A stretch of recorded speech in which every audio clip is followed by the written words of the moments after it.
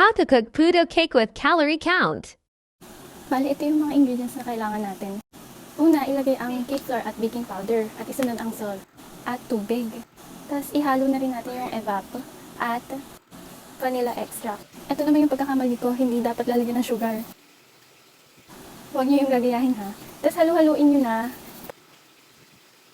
Ayan, ganyan na dapat yung maging itsura niya. Wala nang buo-buo. Ayan, tapos yung mga natira nating egg whites dun sa ginawa nating leche flan, ang gagamitin natin dito sa puto cake natin.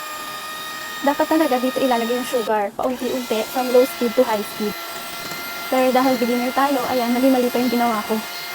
Tapos ayan, ang kalat pa, hindi ko na naintindihan, basta ganyan na yan. Naging meringue naman, meringue.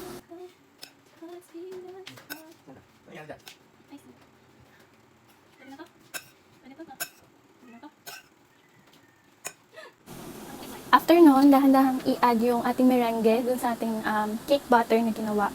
Tapos pa-fold lang daw dapat yung paghahalo. At huwag i-overmix. Yung nagawa ko is na-overmix ko, so tumigas siya pag naluto. Ganun.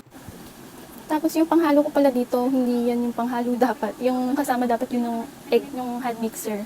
Hindi ko lang napansin. So, yan. Mas madali sana yung paghalo kung yun yung gamit ko. So, isalin ko na sa lahat ng llanera.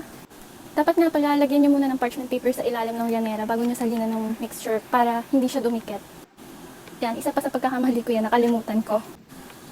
And maglalagay ako ng toppings na cheese, na manipis lang yung cut para hindi siya lumubog. And salted egg. So yun, nakagawa ko ng 9 llanera. And last step, lulutuin na natin siya. Dapat kulong-kulo yung tubig in high heat.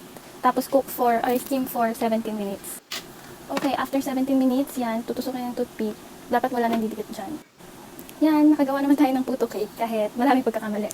Better luck next time. At least, alam ko na sa next time kung pagluluto. Perfect na. Thank you for watching!